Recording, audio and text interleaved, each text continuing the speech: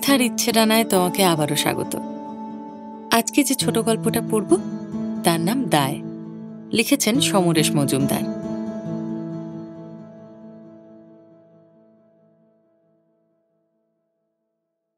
দশ দিন হয়ে গেল মাকে দেখেনি জয়দেব। ঠিক হিসেব করলে অবশ্য 9 দিন। হাওলির হাসপাতাল থেকে যখন ওরা বেলেঘাটায় পাঠিয়ে দিয়েছিল তখন জয়দেব সঙ্গে সঙ্গেই ছিল। তাই হাওলির হাসপাতালেই লোক বলেছিল মা বাঁচবে না, তবু বেঁচে ছিল। ওখান থেকে যখন কলকাতায় পাঠিয়ে দিল তখন ডাক্তাররাই বলেছিল বাঁচা মুশকিল। বাঁচল না। মৃত্যুর খবরটা শুনে চিৎকার করে কাঁদতে পারেনি জয়দেব। চৈত্রের মাটির মতো বুকটা তখন ফেটে ফুটে চৌচির। 10 দিন ধরে মানুষগুলোর পা ছুঁয়ে ছুঁয়ে চোখে জল ফেলেছে যে, তার চোখে মায়ের জন্য আলাদা করে জল থাকবে কি করে? শেষ পর্যন্ত পুলিশের বড় সাহেব চিঠি দিলেন, হ্যাঁ, মৃতদেহ গোলাপবালার ছেলের হাতে দিয়ে দেওয়া যেতে পারে। হাসপাতালের বাবুও বললেন খবর এসেছে দিয়ে দেবার ব্যবস্থা হচ্ছে। তাই বসে আছে জয়দেব। 9 দিন হলো মা শুয়ে আছে লাশ কাটা ঘরে, আর চোরকির মতো ঘুরে বেরিয়েছে জয়দেব। দেখতে ইচ্ছে করেছে খুব। জমাদারকে বললে হয়তো দেখতেও দিত, কিন্তু শুধু দেখে কি হবে? কলকাতায় এনেও তো মাকে বাঁচানো গেল না। এমনকি একমাত্র পুত্র হয়েও 10 দিনেও মায়ের কাজ করতে পারল না। হাওলি গ্রামের গোলাপবালার কোনো শখ ছিল না। স্বামী মারা যাওয়ার পর অবশ্য ইচ্ছে ছিল ছেলেকে মানুষ করার, লেখাপড়া শেখানোর। হয়নি। ওসবে মাথা নেই ছেলের। দিনভর মাঠে ঘাটে ঘুরে বেড়ায় আর গুলি খেলে। মারধর করেও যখন শুধরানো গেল না ছেলেকে তখন হাল ছেড়ে দিয়েছিল সে। তবে শখ না থাকলেও ইচ্ছে ছিল গঙ্গা নদীর গায়ে শরীর রাখা। তা সেই ইচ্ছে মিটবে না তা জানাই ছিল। হাওলি থেকে একমাত্র শ্রীধর ঘোষের বাবাই কালীঘাটের শ্মশানে যাওয়ার ভাগ্য করেছিলেন। প্রচুর পয়সা ছিল তার। গোলাপবালার 5 বাড়িতে বাসর মাজার আয় মাস ঘুরতেই ফুরিয়ে যায়। তার আবার ইচ্ছে মিটবে? ছেলের বয়স যখন 17 হলো তখন দিনরাত সে গালমন্দ শুরু করল, যা হোক একটা কাজ জুটিয়ে নেওয়ার জন্যে। কোনো বদগুণ নেই, আর 5টা সাধারণ ছেলের মতোই। তবু কেন যে কাজ করতে ইচ্ছে করে না ওর। আর এসব ভাবতে ভাবতে গোলাপবালা একদিন ভোরে কাজে যাবার সময় চৌমাথায় লরি চাপা পড়ল। ঘুমোচ্ছিল জয়দেব। খবর পেয়ে দৌড়ে চৌমাথায় গিয়ে সে জমে গেল। মেলা বসে গেছে সেখানে। বৈকুণ্ঠ ডাক্তারের দাওয়ায় গোলাপবালা শুয়ে আছে। রক্তের বান ডেকেছে পা থেকে। খুব জোরে ছুটছিল লরিটা। টাল সামলাতে না পেরে পাশের মাঠে নেমে পড়ার মুখে গোলাপবালাকে ঠেলে দেয়। দেওয়ার সময় পা দুটোয় চাকার ঘষটানি লাগে। হাউমাউ করে কেঁদেছিল জয়দেব। এ সংসারে মা ছাড়া কেউ নেই তার। ইদানিং যতই গালমন্দ করুক, রাত্রিরে মায়ের শরীর ছুঁয়ে না শুলে জয়দেবের ঘুম আসে না। গোলাপবালার শুকনো দেহটা থেকে অদ্ভুত একটা গন্ধ বের হয়। বৈকুণ্ঠ ডাক্তার রক্ত বন্ধ করতে পারেনি। রিকশায় চাপিয়ে হাসপাতালে নিয়ে গেল সবাই। হাওলির হাসপাতালে সবাই টাটকা ওষুধ নিতে যায়। রাত কাটালে অসুখ সারে না বলে একটা বদনাম আছে। কিন্তু রাত কাটল গোলাপবালার। তবে ডাক্তারবাবু বললেন অবিলম্বে কলকাতার বেলেঘাটায় নিয়ে যাও। ধনুষ্টঙ্কার হয়ে গেছে গোলাপবালার। হাত পা বেঁকতে শুরু করেছে এর মধ্যেই। লরিটা কিন্তু হাওয়া হয়ে গিয়েছিল গোলাপবালাকে শুইয়ে দিয়ে। যারা দেখেছিল তারা বলল চৌধুরীবাবুদের লরি। চৌধুরীবাবু বললেন অত্যন্ত অন্যায়, অবশ্যই অন্যায় হয়েছে। খবর পেয়েই আমি ড্রাইভারকে ছাড়িয়ে দিয়েছি। তা শোনো খোকা, তোমার এখন প্রধান কর্তব্য মাকে বাঁচিয়ে আনা। চিকিৎসার যেন কোনো ত্রুটি না হয়। যা লাগে আমি দেব। 5 জনে কুপরামর্শ দেবে, তা সেসব কানে নিও না। কি বললে? শরীর বেঁকেছে? বেলেঘাটায় নিয়ে যেতে হবে? সে তো অনেক দূর। তা হোক, বাঁচাতে হবে নিশ্চয়ই। নীলকণ্ঠকে বলে দিচ্ছি, সে টেম্পো করে পৌঁছে দেবে। পকেটে 20 টাকা গুঁজে দিয়েছিলেন চৌধুরীবাবু কাজ চালানোর জন্যে। অতটা পথ মাকে কিভাবে তারা নিয়ে এসেছিল ভাবলেই গায়ে কাঁটা দেয়। পা কাটা শরীরটাকে সোজা রাখাই মুশকিল ছিল। কলকাতা শহর প্রথম দেখল জয়দেব। একদম সিনেমার মতো। কিন্তু চোখ দুটো তখন এমন ঘোলাটে যে কিছুই নজর হলো না। রাত কাটল না গোলাপবালার। নীলকণ্ঠদার সঙ্গে সঙ্গীরা ফিরে গিয়েছিল পৌঁছে দিয়েই। হাসপাতালের সামনে রাত জেগে ভোরে খবর পেল জয়দেব, গোলাপপালা নেই। ধক করে উঠেছিল বুক, মুচড়ে মুচড়ে উঠেছিল, কিন্তু হাউমাউ করে কান্নাটা গলা অবধি এসে থমকে যাচ্ছিল। মা নেই, এ সংসারে সে এখন একা, একদম একা। মাথার ভেতরটা তখন ফাঁকা, সাদা দেখছে চারধার। ঠিক তখনই হাসপাতালের বাবু ডেকে পাঠালো। ভর্তির সময় বলা হয়েছিল অ্যাক্সিডেন্ট কেস, কিন্তু হাউলি থানা জানাচ্ছে সেখানে কোনো অ্যাক্সিডেন্টই হয়নি গত 7 দিনে। তাহলে কথাটা মাথায় ঢুকল না প্রথমে। চৌমাথার সবাই দেখেছে চৌধুরীবাবুদের লরি মাকে শুইয়ে দিল, আর থানা থেকে খবর দিল কিছু জানে না। জয়দেবের বিড়বিড়ানিকে পাত্তা দিল না হাসপাতালের বাবু। বলল, এখন বডি ছাড়া যাবে না, অ্যাক্সিডেন্ট কেস, অথচ অ্যাক্সিডেন্টই হয়নি। মার্ডার ফার্ডারও তো হতে পারে।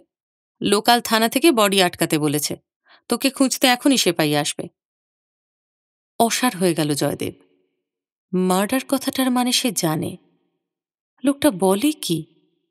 নিজের মাকে সে খুন করবে? হাসপাতালের বাবু বোঝালো, এমনও হতে পারে পুলিশ ভুল করেছে। মানুষ মাত্রই ভুল করে, কিন্তু সেটা যে ভুল তা প্রমাণ করা দরকার। না হলে দোষ না করেও অনেকে সারা জীবন জেলে পচে মরে। এখন পুলিশ যদি প্রমাণ করতে পারে অন্য কোনো লোভে সে নিজের মাকে খুন করেছে, তাহলে জজ সাহেব ছেড়ে কথা বলবে? তার চেয়ে জয়দেব এখন চুপচাপ হাউলিতে ফিরে যাক, গিয়ে সেখানকার থানা থেকে ধরে কয়ে যদি সত্যি কথাটা লিখিয়ে আনতে পারে তবেই ঝামেলা মিটবে, না হলে নির্ঘাত হাজতবাস। অ্যাক্সিডেন্টাল ডেথ হলেই করোনারের কাছে যাবে, সে অনেক হ্যাপা।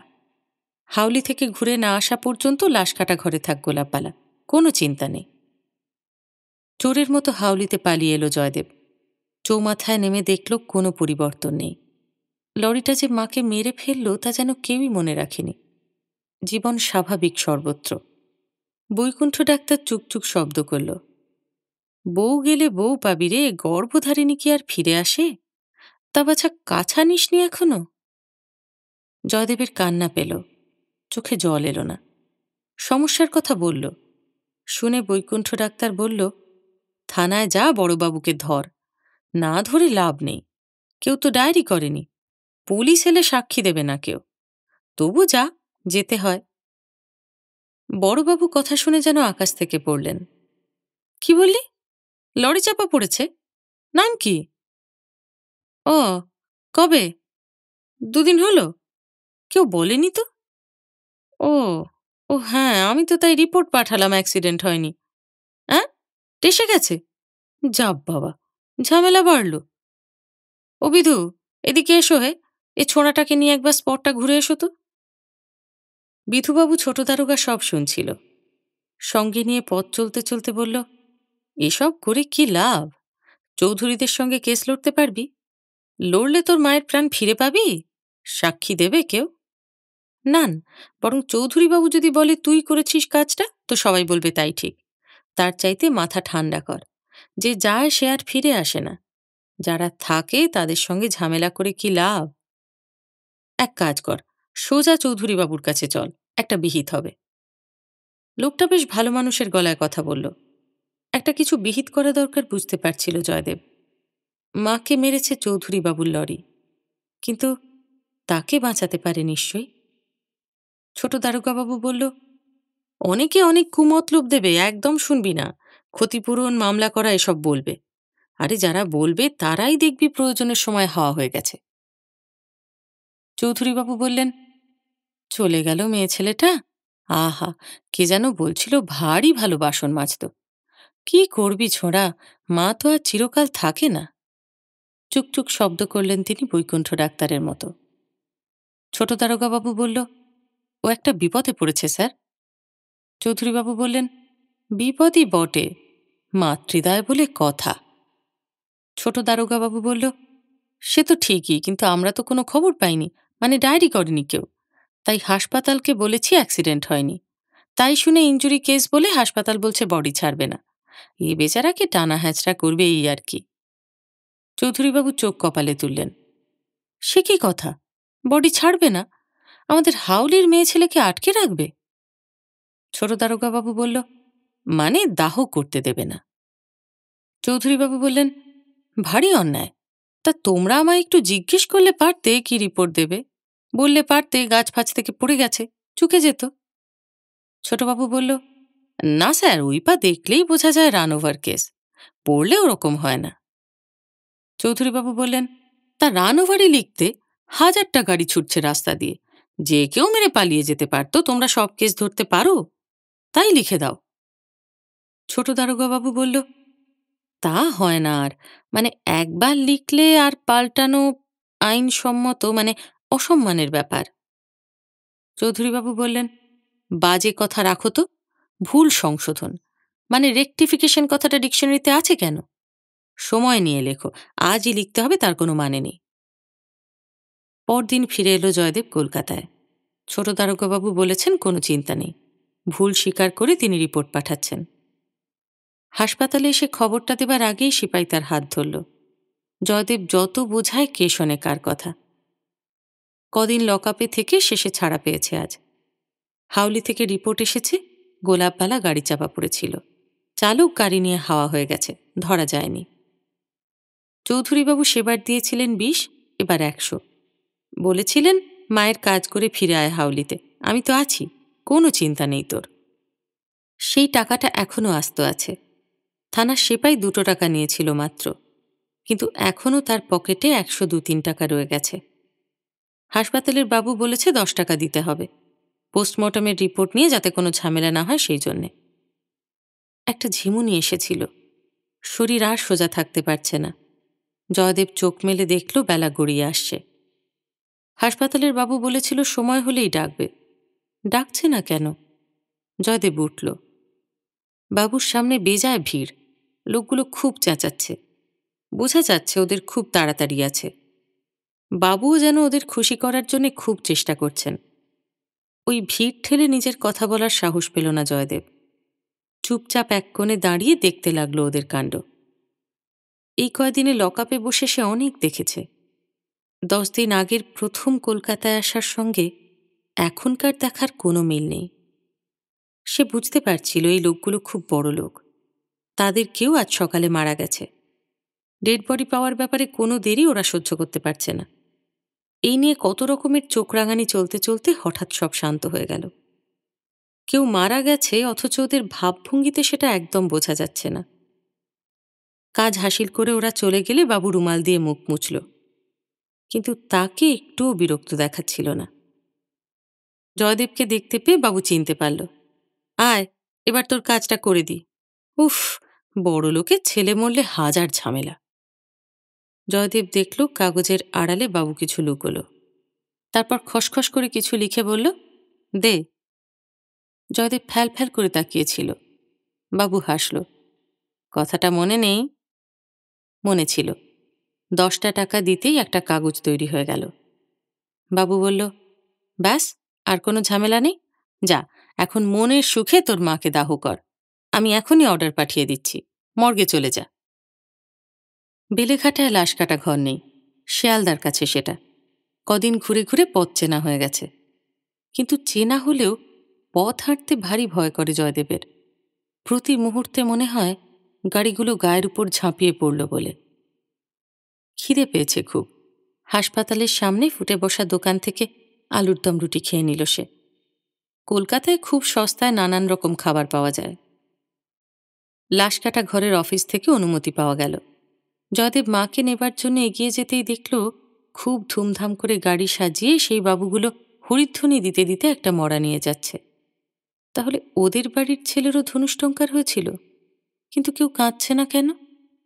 কেন এমন চিৎকার করে হরিধ্বনি দিচ্ছে? মৃতদেহ চলে গেলে ওদের দেখতে পেল জয়দেব, গোল হয়ে টাকা গুনছে। এদের চেহারা হাউলির হাসপাতালের লোকগুলোর মতনই। নিজেদের মধ্যে ভাগাভাগি করার পর জয়দেবকে দেখতে পেল ওরা। চেহারায় মালুম হলো নেহাতি সে ফালতু পার্টি। গা করল না ওরা।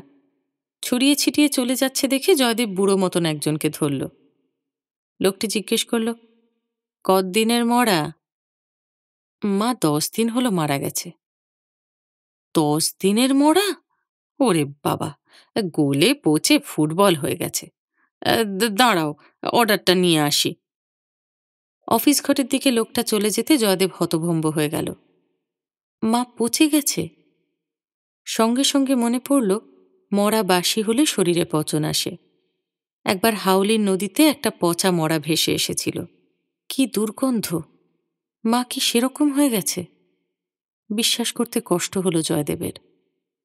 মায়ের যে ছবিটা মনের মধ্যে খোদাই হয়ে আছে, সেটাকে আঁকড়ে ধরে থাকল। লোকটা ফিরে এসে বলল, বাস চাপা কেস, পা দুটো নেই, 22 নম্বর, 10 টাকা বের করো। 10 টাকা? কিসের জন্যে? খুব কম করে বললাম তোমার চেহারা দেখে, আমরা পেয়ে থাকি। কেন? আহ, এ তো খুব ফ্যাচাং করে। ঘর থেকে ওটাকে টেনে বের করতে হবে না? যা গন্ধ, তাতে 10 টাকা তো বহুত কম বলেছি। এই একটু আগে যারা মরা নিয়ে গেল, তারা 50 টাকা দিয়ে গেল। বউনি হয়ে গেছে বলে তোমায় কম বলছি। লোকটা ফোকলা দাঁতে হাসল। মায়ের শরীরটাকে বাইরে বের করে দেবে বলে লোকটা টাকা চাইছে? এই কাজটার জন্য নিশ্চয়ই ও মাইনে পায়। মাথা গরম হয়ে গেল ওর। কলকাতায় আসার পর ক্রমশ ওর মনে হচ্ছিল চারধারে শুধু শকুনের মেলা, সুযোগ পেলেই এরা ঠোকর মারে। সে মাথা নাড়ল। না, আমার টাকা অত সস্তা না। গরিব মানুষ দেখেও তোমাদের মায়া হয় না? হয়, সেই জন্যেই 10 টাকা চাইলাম। ঠিক আছে বলছো যখন, 5 টাকাই দাও। মাথা নাড়ল জয়দেব। না, এই কাজে সে টাকা দেবে না। তার পকেটে এখন মাত্র 92 আছে। সামনে কত খরচ, মাকে শ্মশানে নিয়ে যেতে হবে, দাহ করতে হবে। কলকাতার রীতিনীতি সে কিছুই জানে না। লোকটা হ্যাঁ হ্যাঁ করে হাসল। তাহলে যাও, নিজের মাকে নিজেই বের করে আনো। কত ধানে কত চাল টের পাবে বাছা ধন। জেদ চেপে গেল জয়দেবের। তাই করবে সে। মায়ের শরীরটা তো পাখির মতো হালকা, সে নিজেই কোলে করে বের করে নিয়ে আসবে। ছেলে হয়ে সে এটুকু করতে পারবে না? লোকটা মিটিমিটি হাসছে এখন। বলল, ওই ঘর, দেখবে পায়ে লকেট ঝোলানো আছে, তাতে নম্বর লেখা। ও হ্যাঁ, তোমার মায়ের তো আবার পা নেই, হাতে লাগানো হয়েছে, 22 নম্বর। দেখো আবার অন্য মরা বের করে এনো না। লোকটার হাসি যেন থামছিল না। জেদে মানুষ অন্ধ হয়, পঙ্গু পাহাড় ডিঙোয়। জয়দেব সোজা বারান্দায় উঠে গেল। ও ঘাড় ঘুরিয়ে দেখল লোকটা আরও 2-3 জনকে ডেকে তাকে দেখিয়ে হাসছে। রাগে মাথা ঝিমঝিম করছিল। দরজা ঠেলতেই ভক করে একটা চিমসে অথচ তীব্র গন্ধ নাকে এলো, যেন কেউ তাকে আচমকা ধাক্কা দিয়ে ছিটকে সরিয়ে দিচ্ছে। দাঁতে দাঁত চেপে ঘরে ঢুকে পড়তেই গন্ধটা তীব্র হয়ে ঢেউয়ের মতো তাকে জড়িয়ে ধরল। প্রাণপণে নিজেকে ঠিক রাখতে চেষ্টা করে চোখ চাইল জয়দেব। সামনে সার সার শরীর পড়ে আছে, ফুলে ফেঁপে বেঢপ শরীর। মুখ দেখে কিছুই চেনা যায় না, সবাইকে এক দেখায়। চকিতে পায়ের কথা মনে পড়তেই গোলাপবালার শরীরটাকে সে দেখতে পেল। ও কি তার মা? সেই শীর্ণ গোলাপবালা? এক পা এগোতে গিয়েই মাথা ঘুরে গেল জয়দেবের। পেটের ভেতরটা গোলাচ্ছে, দম বন্ধ হয়ে যাচ্ছে। সামনের একটি মৃতদেহের বীভৎস মুখের দিকে তাকাতেই তার মনে হলো সে পড়ে যাবে। চোখের সামনেটা অন্ধকার হয়ে আসছে। হঠাৎ পেছন থেকে একটা আকর্ষণ অনুভব করল সে।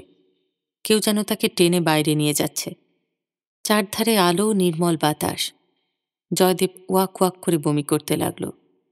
রুটি আলুর দমগুলো সবেকে বেরিয়ে এলো পেট থেকে। সমস্ত শরীরে ঘাম, ঝিমঝিমে অবস্থা।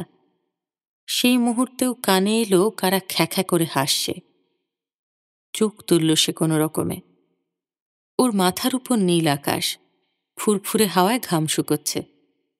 চেতনা ফিরে এলেও বোধ কেমন অস্বচ্ছ হয়ে রইল খানিকক্ষণ। বুড়োটা জিজ্ঞেস করল, মাতৃদর্শন হলো? একদম বিশ্বরূপ দর্শন। আরেকজন টিপ্পনি কাটল, যাকে যা মানায় তাকে তাই করতে দেওয়া উচিত। এ হলো বাবা বিধাতার নিয়ম। 40 বছর শুধু শুধু এখানকার বাতাস শুকলাম। আমি না ঢুকলে তো তুমি মায়ের পাশে শুয়ে থাকতে এতক্ষণ। আবার তেজ কত, নাকি আমার মা আমি আনবো? হাজব। আরে প্রাণ গেলে সব মানুষই মরা হয়ে যায়। দাও 5টা টাকা। একটুও প্রতিবাদ করল না জয়দেব। পকেট থেকে টাকাটা বের করে মাটিতে রাখল। উবু হয়ে বসেছিল সে, শরীর এখনো অবসন্ন। লোকটা টাকাটা নিতেই আরেকজন বলল, বডি তো বের করে দিচ্ছ, শ্মশানে নিয়ে যাবে কে? এ ছোঁড়ার সঙ্গে তো আর লোকজন দেখি না। বুড়ো জিজ্ঞেস করল, তোমার সঙ্গে আর কেউ নেই? ঘাড় নাড়ল জয়দেব, না। তাহলে পোড়াতে নিয়ে যাবে কি করে? যা বাবা, ডেড বডি বের করে রাখলে তো এখানে কেউ টিকতে পারবে না। কি করা যায় বলো তো? সঙ্গীতের দিকে তাকালো লোকটা। এই মুহূর্তে তাকে খুব নরম দেখাচ্ছিল। জয়দেবকে ঘিরে ওরা কিছুক্ষণ আলোচনা করল। তারপর একজন এসে শুধোলো, পকেটে টাকা পয়সা আছে? জয়দেব তাকালো। লোকটার মুখের দিকে তাকিয়ে বলল, কত? 50? কেন? তাহলে শ্মশানে নিয়ে যাওয়ার একটা ব্যবস্থা হতে পারে। বুড়ো লোকটা এবার বুঝিয়ে বলল, কাছাকাছি শ্মশান বলতে নিমতলা ঘাট। তা সেখানে তো আর জয়দেব একা নিয়ে যেতে পারবে না মাকে। ওরকম পচা ধনুষ্টঙ্কারের মৃতদেহকে কাঁধে করে নিয়েও যেতে দেবে না পাবলিক। একটাই উপায় আছে, গাড়ি ভাড়া করা। ওদের জানাশোনা একটা টেম্পো আছে, তার ড্রাইভারকে ধরে করে রাজি করানো যেতে পারে। তা যত কমই হোক, টেম্পোওয়ালা 50 টাকার নিচে রাজি হবে না, ওই রেট। জয়দেব তখন কিছুই ভাবতে পারছিল না। খুব দ্রুত হাঁটত মা, তরতর করে, পাখির মতো হালকা শরীর নিয়ে খাটতে পারত খুব। তার কি চেহারা হয়েছে এখন! জয়দেবের মনে হলো আর বেশিক্ষণ মায়ের শরীরটা পৃথিবীতে রাখলে তার পাপ বেড়ে যাবে। পকেটে যে টাকা আছে তার বিনিময়ে সে ঘাড় নেড়ে সম্মতি জানালো। বুড়ো লোকটা সঙ্গীকে টেম্পোর সন্ধানে পাঠিয়ে দিয়ে কোমর থেকে গামছা খুলে মুখে জড়িয়ে নিল। তারপর সদর্পে লাশ কাটা ঘরে ঢুকে গেল। উবু হয়ে বসে তাকিয়েছিল জয়দেব।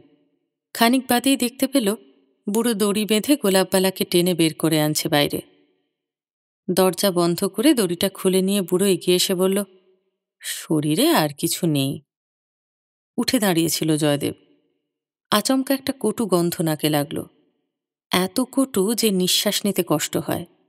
খোলা আকাশের নিচে বলে কোনো রকমে সে সামলে নিল। তারপর এক পা করে মায়ের সামনে গিয়ে দাঁড়াল। ফুলে ঢোল হয়ে গেছে গোলাপবালা। নগ্ন শরীরে কোনো রকমে একটা কাপড় জড়ানো। মুখ চেনা যাচ্ছে না, কিন্তু পা দুটো মুড়িয়ে কাটা। সেই কাটা জায়গাটা বীভৎস দেখাচ্ছে। চুলগুলো জট পাকিয়ে গেছে। চামড়া ফুলে যাওয়ার জন্যেই টান টান হয়ে গিয়ে কেমন সাদাটে ভাব এসে গেছে। মুখ হাঁ হয়ে থাকায় ভালো করে তাকানো যাচ্ছে না। এ কি গোলাপবালা? তার মা?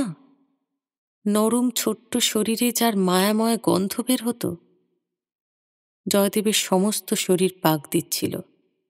সে অবিশ্বাস নিয়ে আরেকবার তাকাতেই বাঁ হাতের কোড়ে আঙুলটা দেখতে পেল। গোলাপবালার ওই আঙুলটা কাটা ছিল, এরও আছে। জয়দেব কখন নিজের অজান্তে গোলাপবালার কাছ থেকে সরে এসেছে সে নিজেই জানে না।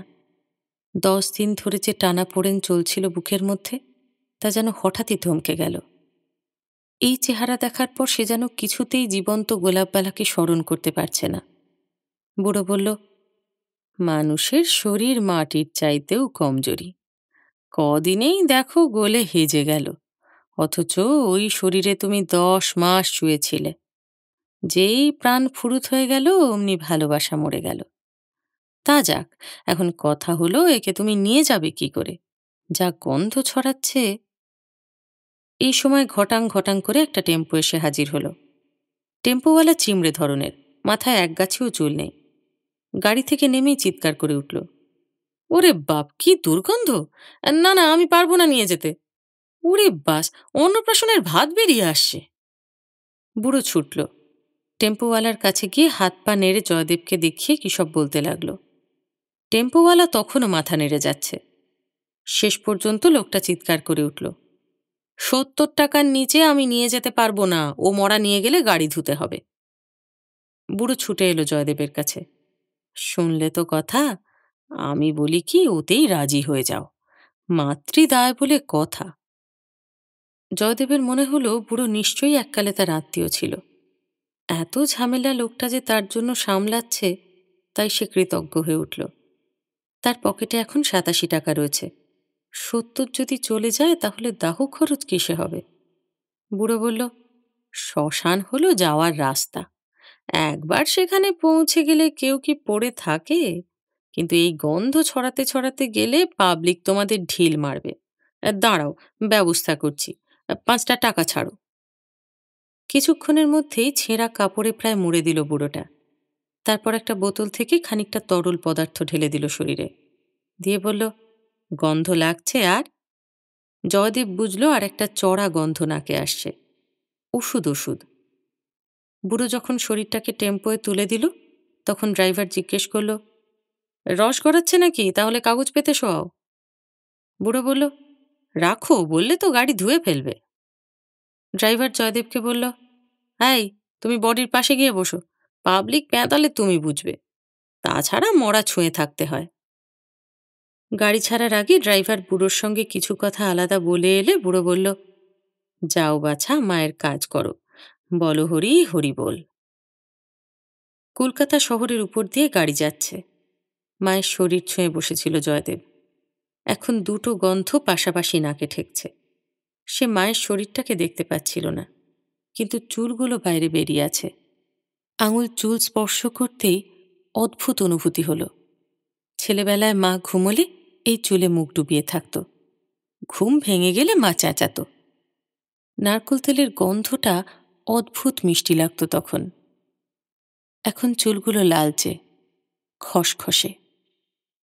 ঘাড় ঘুরিয়ে জয়দেব ট্রাম বাস দেখল, এবং তখনই চোখে পড়ল দুপাশের মানুষজন নাক চাপা দিচ্ছে। ড্রাইভার খুব তাড়াতাড়ি চালাবার চেষ্টা করলেও লোকজনের মুখে বিরক্তিটা চোখ এড়াল না। যেন কলকাতা শহরকে অপবিত্র করছে গোলাপবালা। পাশে দাঁড়ানো একটা বাসের যাত্রীরা চিৎকার করে গালাগালি শুরু করল নাক টিপে। ভয়ে সিঁটিয়ে গেল জয়দেব। লোকগুলো যদি তাকে মারে? ছেলে হয়ে সে মায়ের শরীরটাকে কেন পচতে দিল? গোলাপবালার উপর তার ক্রমশ রাগ হতে লাগল। কি পাপ করেছে সে, যে মরে গিয়েও মা তাকে এমন যন্ত্রণা দিচ্ছে? প্রাণ বেরিয়ে যাওয়া মাত্রই তো মা আর এই শরীরটায় নেই। আকাশ থেকে নিশ্চয়ই মজা দেখছে এখন। টেম্পোটা লাফিয়ে উঠতেই গোলাপবালার শরীরটা নড়ে উঠল। চমকে উঠল জয়দেব। তারপর আঁকড়ে ধরল দেহটাকে। তারপর চোখ বন্ধ করে বসে থাকল। মায়ের বড় শখ ছিল কলকাতা দেখার, কালীঘাট দেখার। মা, আমরা গাড়ি করে কলকাতার উপর দিয়ে যাচ্ছি। চোখ বন্ধ থাকায় জয়দেব টের পেল না যে সে চিতপুর পেরিয়ে যাচ্ছে। শ্মশান তো নয়, মেলা বসে গেছে চারধারে।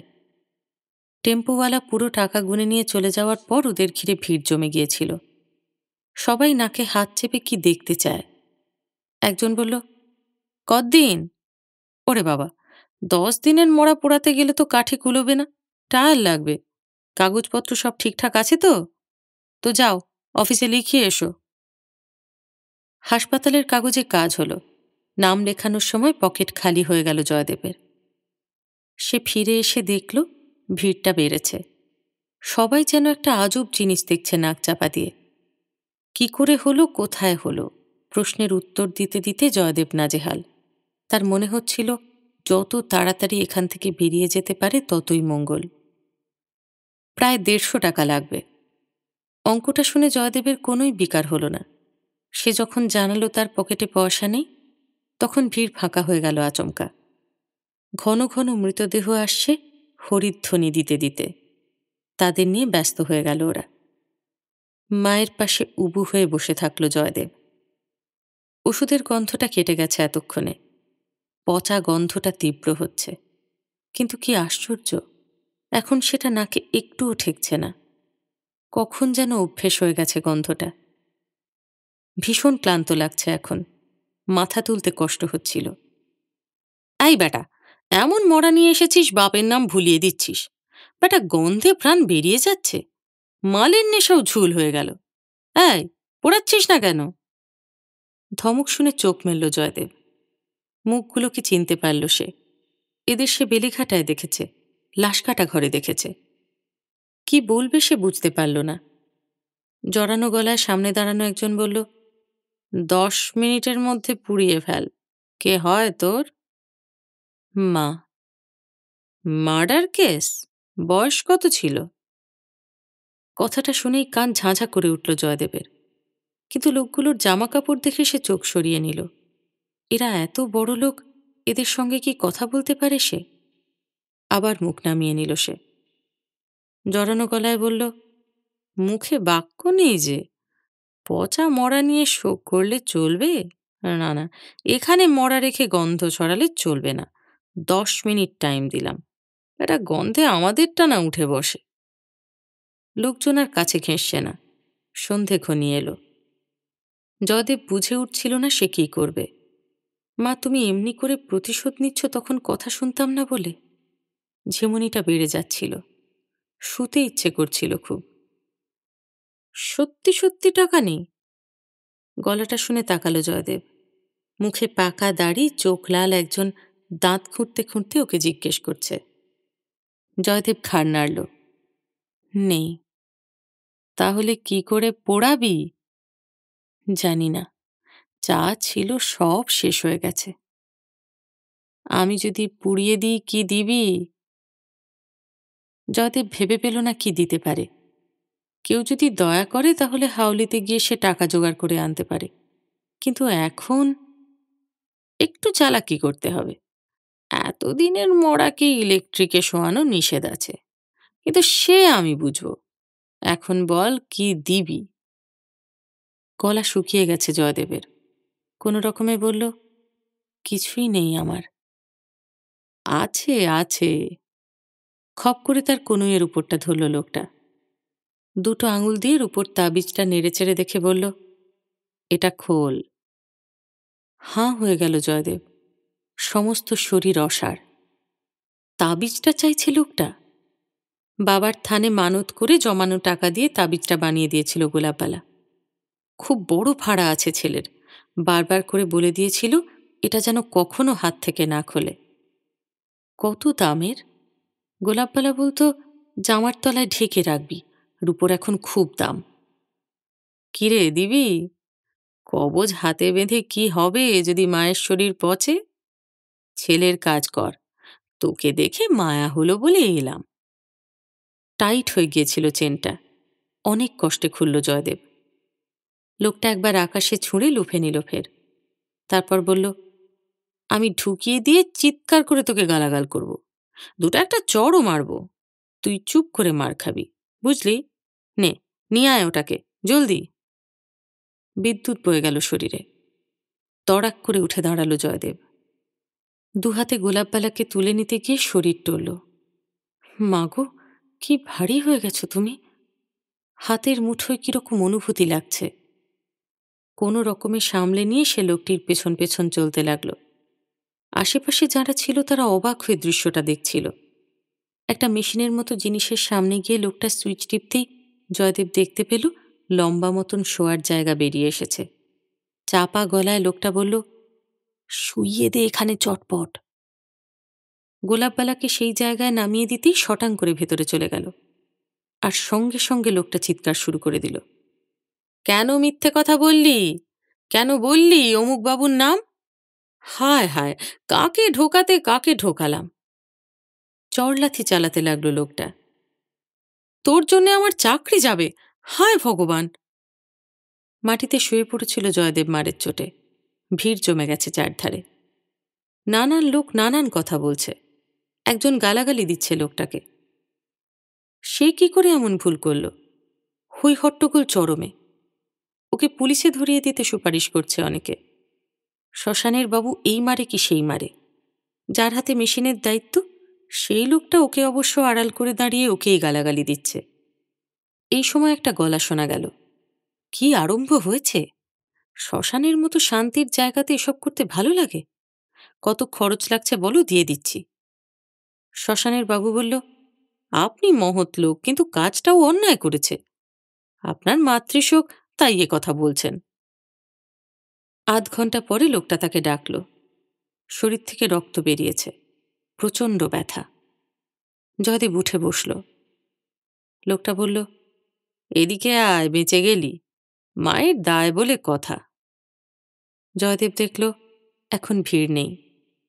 দু একজন ওর দিকে অলস চোখে তাকিয়ে আছে।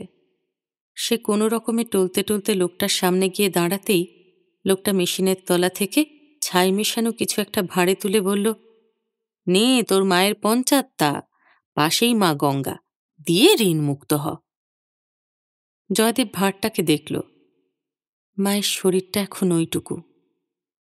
লোকটা হাসল। কেমন হলো বল, আর পচা গন্ধ পাচ্ছিস ওই থেকে? নিজের অজান্তে ভাঁড়টাকে নাকের কাছে এনে মাথা নেড়ে না বলতে গিয়ে থমকে দাঁড়ালো জয়দেব। হঠাৎ যেন কটু গন্ধটাকে টের পেল সে। তবে এবার গন্ধটা আসছে তার নিজের শরীরের ভেতর থেকে। সারা জীবন যে গন্ধটাকে বয়ে বেড়াতে হবে তাকে। ভাঁড়টাকে গঙ্গায় ছুঁড়ে দিলেও যে দায় ঘুচবে না।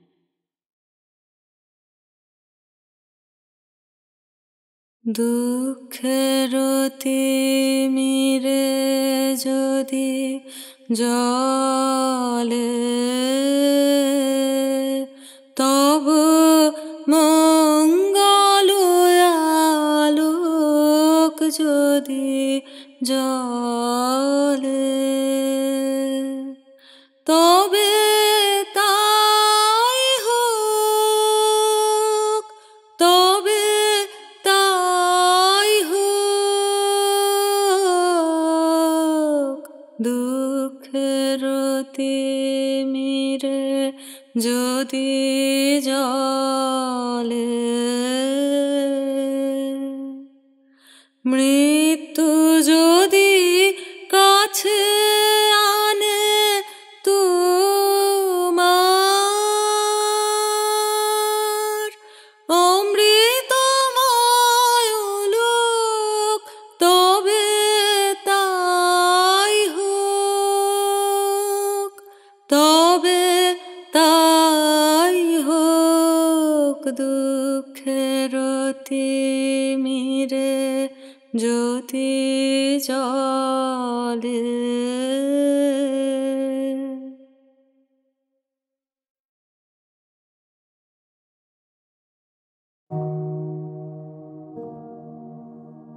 সরল সাদাসিধে জয়দেব জীবনের কঠিন পরিস্থিতিতে নানান আঘাত সহ্য করেও একমাত্র ছেলে হওয়ার দায়ভার কিন্তু সে পালন করল। সারা গল্প জুড়েই জয়দেবের জন্য ভীষণ মায়া হচ্ছিল। তোমার কেমন লাগলো এই গল্পটা? অবশ্যই জানিও। যদি ভালো লেগে থাকে তাহলে গল্পটা লাইক করো, প্রিয় মানুষের সঙ্গে শেয়ার করো, আর যদি এখনো চ্যানেলটা সাবস্ক্রাইব না করে থাকো তাহলে তাড়াতাড়ি সাবস্ক্রাইব করে দিও। আর অনেকটা ভালোবাসা নিয়ে অপেক্ষা করো আমার পরের গল্পের জন্য। খুব ভালো থেকো।